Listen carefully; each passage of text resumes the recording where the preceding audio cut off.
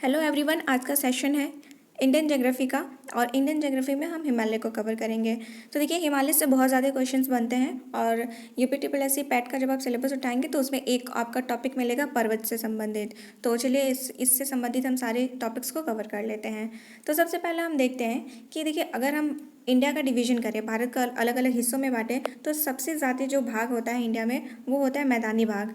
उसके बाद जो है वो भी कितना होता है मैदानी भाग, 43% होता है। अगर पर्वत पहाड़ी ये सारी चीज़ें हम देखें तो वो टोटल होता है कितना, 29%।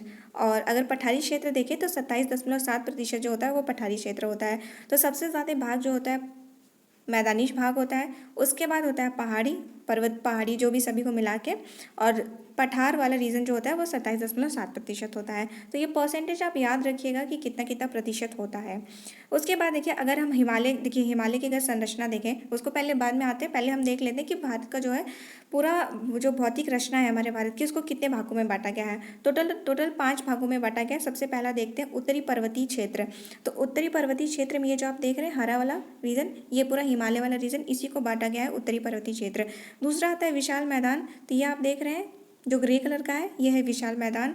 तीसरा है प्रायद्वीपीय पठार। तो आपको पीला वाला रीजन दिख रहा है, ये प्रायद्वीपीय पठार है। मरुस्थलीय प्रदेश जो है ये राजस्थान और गुजरात का कुछ रीजन है, ये है मरुस्थलीय प्रदेश। उसके बाद समुद्र तटीय मैदान। तो ये समुद्र से लगे हुए जो सारे तट है इसको बोलते हैं समुद्र तटीय मैदान। तो टोटल 5 भागों में इसे बांटा गया है। उसके बाद सबसे पहले हम देखते हैं, अब हम आते हैं हिमालय की तरफ। तो हिमालय में देखिए, हिमालय को कई हिस्से में बांटा गया है, जो होता है वृहद हिमालय, मध्य हिमालय और शिवालिक। और हिमालय के जो उस पार देखिए, जब जब कोई भी बाउंड्री के उस पार होता है तो हम क्या कहते हैं, ट्रांस बाउंड्री, है ना, या ट्रांस हिमालय। तो उसी तरह जो हिमालय के जो उस पार की श्रेणियाँ हैं, पर्वत हैं, उसको हम बोलते हैं ट्रांस हिमालय। तो देखिए, सबसे बड़ी पर्वत श्रृंखला देखें, सबसे ये जो है हिमालय की, तो इसे हम कहते हैं वृहद हिमालय, क्योंकि यहाँ की जो ये जो है यहाँ की चोटियाँ, जो वृहद हिमालय की चोटियाँ होती हैं वो सबसे ऊंची ऊंची हैं। तो जो वृहद हिमालय की जो उस पार है सभी पर्वत श्रेणियाँ, उसको हम बोलते हैं ट्रांस हिमालय। ट्रांस यानी हिमालय के उस पार। ट्रांस का मतलब ये होता है कि उस पार, यानी अगर आप यहाँ से पे खड़े हैं, अगर मान लीजिए आप यहाँ खड़े हैं और यहाँ से देख रहे हैं, तो ये आपको हिमालय सबसे ऊंची पर्वत चोटी दिखेगी, और उसके उस पार वाले जो होंगे सभी वो क्या कहलाएंगे, ट्रांस हिमालय कहलाएंगे। ठीक है। तो सबसे पहले देखते हैं कि हिमालय के जो सबसे प्राचीनतम भाग होता है वो ट्रांस हिमालय है, यानी सबसे पुराना कौन सा है, ट्रांस हिमालय। यहाँ वनस्पतियों का अभाव रहता है। इसके अंतर्गत देखिए 4 श्रेणियाँ आती हैं, काराकोरम, लद्दाख, जास्कर और पीर पंजाल। इसको कैसे याद रखेंगे, कलेजा पार, क्या बोलेंगे, क ले जा पार। क से काराकोरम, ल से लद्दाख, ज से जास्कर और पार से पीर पंजाल। ये तीनों लाइन से याद रखिएगा, काराकोरम, लद्दाख, जास्कर और पीर पंजाल। ये जो चारों हैं किसके हिस्से हैं, ट्रांस हिमालय के हिस्से हैं। और जो ट्रांस हिमालय में जो सबसे ऊपरी है, ये जो काराकोरम वाला रेंज है, इसकी सबसे ऊंची चोटी है वो K2 गॉडविन ऑस्टिन। ये काराकोरम श्रेणी की सबसे सर्वोच्च चोटी है। और लद्दाख की अगर सबसे सर्वोच्च चोटी बोले तो ये है माउंट राकापोसी। और माउंट राकापोसी की जो ढाल है वो सबसे दुनिया में सबसे तीव्र ढाल जो है इसी माउंट राकापोसी की है। तो ये चीज़ ध्यान रखिएगा। नेक्स्ट आते हैं वृहद हिमालय। तो ट्रांस हिमालय के नीचे कौन सा हिमालय पड़ता है, वृहद हिमालय। ये देख रहे हैं ये वाली श्रेणी, ये पूरी क्या है, वृहद हिमालय है। हाँ, उसके बाद देखिए वृहद हिमालय में जो सभी पर्वत होते हैं वो काफ़ी बड़े बड़े होते हैं। सबसे ज़्यादा जितने भी पर्वत जो सभी ऊंचे ऊंचे जो टॉप 10 के होते हैं वो सब के सब वृहद हिमालय के हैं। तो देखिए, सबसे पहले हम अगर हमको लाइन से याद करना चाहें तो देखिए, यहाँ से आ गया नंगा पर्वत, Godwin Austen, K2, 1 second, K2। उसके बाद नंदा देवी। ये हम सीरियल वाइज देख रहे हैं, बड़े से छोटे क्रम का नहीं देख रहे हैं, सीरियल वाइज देख रहे हैं। अधौलागिरी, अन्नपूर्णा, उसके बाद मनसालू बोलते हैं एक्चुअली, ठीक है, चोयू, माउंट एवरेस्ट, लहोत्से, मकालू, कंचनजंगा और नमचा बरवा। तो आपको लाइन से कैसे याद रखेंगे, देखिए एक ट्रिक है, आपको लाइन से याद करेंगे तो काफ़ी बेहतर होगा आपके लिए। हम याद रखेंगे, जैसे मान लीजिए नंगे पैर सब लोग धाम जाते हैं, नंगे पैर, तो याद रखेंगे नग्न धाम, है ना। तो नंगे पैर हम लोग धाम जाते हैं, तो ये पैर का कुछ भी नहीं है, ये बस ऐसे हमने आपको बता दिया है कि न से देखिए नंदा देवी मैं कह रही हूँ, मतलब नंगा पर्वत है न से, तो न से नंगा पर्वत, ग से गॉडविन ऑस्टिन, और एन से एक और न है तो न से हो जाएगा नंदा देवी। अब देखिए, धाम को हमने जो है अलग कर लिया है थोड़ा सा, ध फिर धन आ धन म, तो ध से हम बनाएंगे धौलागिरी, अ से बनाएंगे अन्नपूर्णा और म से बनाएंगे मनसालू। फिर उसके बाद चलो, अब देखिए चलो को हम डिवाइड कर दिए, च अलग कर दिए, लो अलग कर दिए और बीच में एक पहाड़ बना दिए हैं। तो ये जो पहाड़ है ये माउंट एवरेस्ट है, ठीक है। तो च से बनाएंगे चोयू और ये बीच वाला माउंट एवरेस्ट है, और ल से लोहोद से। उसके बाद जो है ये आता है मकान। अब जब आप धाम की यात्रा करने जाएंगे तो आप मकान से अलग हो जाएंगे ना, मकान तो छोड़ देंगे। तो मकान से कैसे याद रखेंगे, देखिए म से मकालू, क से कंचनजंगा और न से क्या हो जाएगा, नमचा बरवा। तो ये सारी चीज़ें इंपॉर्टेंट याद रखिएगा। एक बार फिर से हम देख लेते हैं। देखिए न से नंगा पर्वत, ग से गौडविन ऑस्टिन, न से नंदा देवी, धाम को हमने अलग कर दिया है, द से धौलागिरी, अ से अन्नपूर्णा, म से जो है मनसालू, च से चोयू, माउंट एवरेस्ट, लोध से मकालू, क से कंचनजंगा और न से नमचा बरवा। आई होप ये याद रहेगा आपको। आप एक जगह लिख लीजिएगा इसको, 2 बार और देखिएगा, याद हो जाएगा। उसके बाद वृहद हिमालय हम देख रहे थे। तो जो वृहद हिमालय की सबसे सर्वोच्च ऊंची चोटी है वो कौन सी है, माउंट एवरेस्ट है। और उसके और जो है इसी देखिए इसी पर्वत श्रेणी में कंचनजंगा, नंदा देवी, नंगा पर्वत, ये सभी जो है इसी श्रेणी में पड़ती है।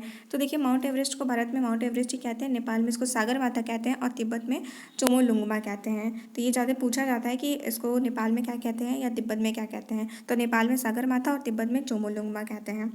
नेक्स्ट है मध्य हिमालय। तो मध्य हिमालय में देखिए हम क्या कहते हैं, जो सबसे ऊपर आता है ट्रांस हिमालय, ये सारे ट्रांस हिमालय है। ये बड़ा सा लाइन जो आपको भूरे कलर का दिख रहा है ये क्या है, वृहद हिमालय है। इसके नीचे जो आपको दिख रहा है ये जो लाइन अलग अलग है, ये कौन सा है, ये मध्य हिमालय है या फिर इसे लघु हिमालय भी कहते हैं। देखिए हिमालय का यह भाग पर्यटन के लिए मशहूर है तथा इसकी औसत ऊंचाई कितनी है, 1800 से 3000 मीटर तक है। और इसके पास क्या क्या है, शिमला, कुल्लू मनाली, मसूरी, नैनीताल, डलहौजी, रानीखेत, ये सारी जो प्रमुख पर्यटन स्थल है वो इसी हिमालय पे मध्य हिमालय पे ही पड़ते हैं।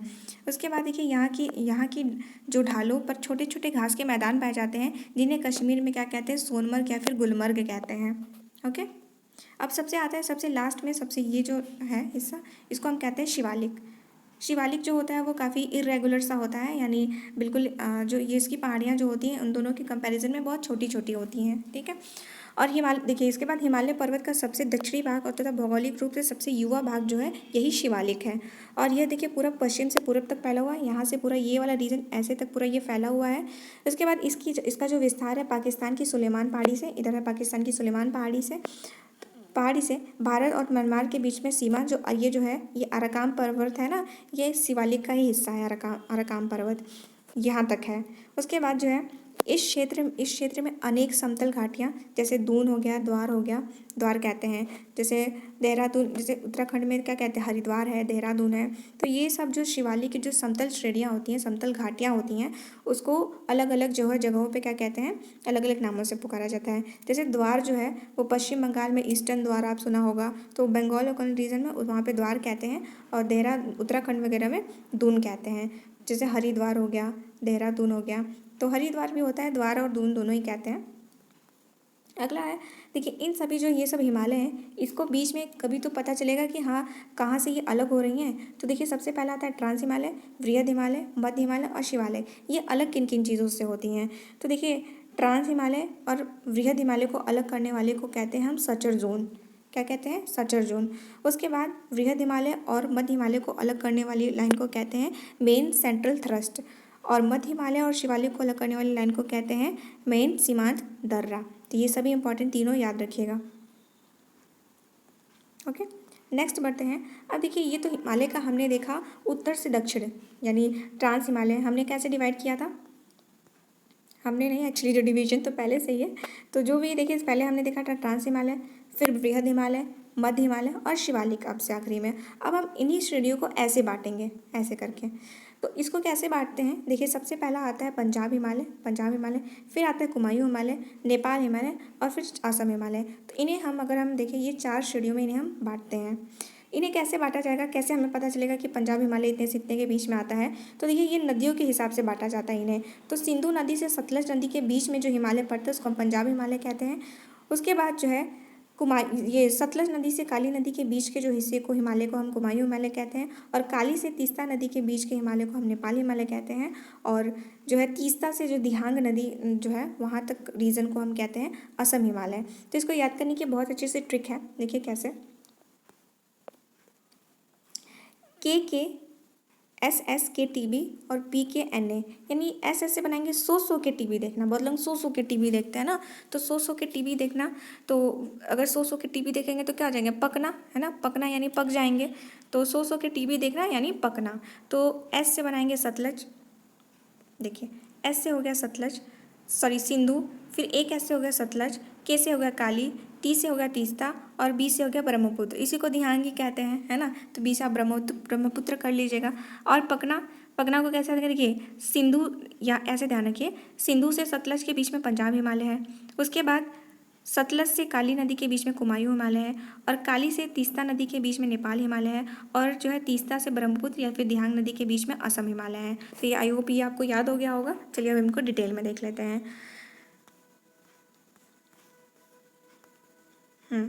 इसका विभाजन किसने किया था, देखिए सर सिडनी ने पश्चिम से पूर्व, यानी पश्चिम से पूर्व की ओर हिमालय का विभाजन किया था, और सर सिडनी ने, नाम याद रखिएगा ज़रूर, सर सिडनी ने।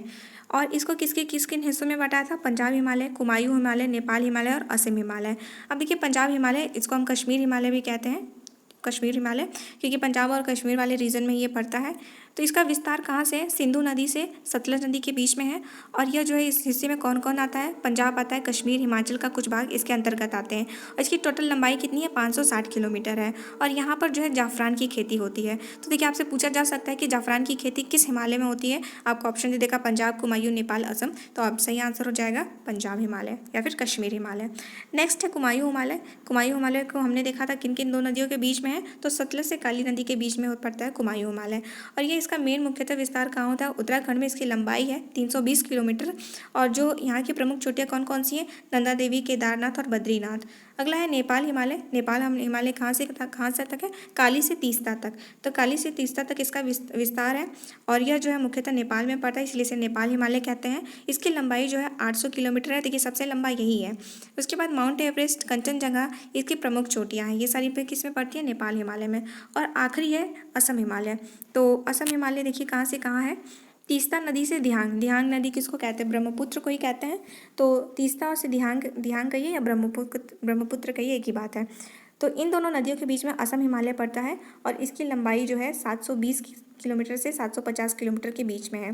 तो देखिए PKNA पकना था ना, तो अगर पूछा जाए कि लंबाई के हिसाब से सबसे लंबा कौन है, तो ऐसे याद रखिएगा, एक बार आप इधर से चलिएगा, उसके बाद एक बार इधर से चलिएगा, है ना। तो सबसे लंबा कौन सा है, नेपाल हिमालय, फिर उसके बाद असम हिमालय, उसके बाद पंजाब हिमालय, और फिर क्या है, कुमायूं हिमालय। ये इसका सही अरेंजमेंट हो गया। आई होप आपको ये पूरा लेक्चर पसंद आया होगा, याद हो गया होगा। ये देखिए हमने अरेंजमेंट ऐसे कर दिया है, सबसे लंबा कौन सा है, नेपाल हिमालय है, उसके बाद असम हिमालय है, फिर पंजाब हिमालय है, फिर उसके बाद कुमायूं हिमालय है। तो कैसे याद आएंगे, देखिए इसको एक ग्रुप कर लीजिए, इसको एक ग्रुप कर लीजिए, इसको इधर से आएंगे, इस यहाँ से भी इधर से आएंगे। सबसे लंबा नेपाल हिमालय है, फिर असम हिमालय है, फिर पंजाब हिमालय है, फिर कुमायूं हिमालय है। ओके, तो ये था पूरा लेक्चर हिमालय के बारे में। आई होप आपको ये टॉपिक ट्रिक से भी याद हुआ होगा, ठीक है, हेल्पफुल हो गया होगा। So thank you for watching, मिलते हैं आपको नेक्स्ट सेशन में।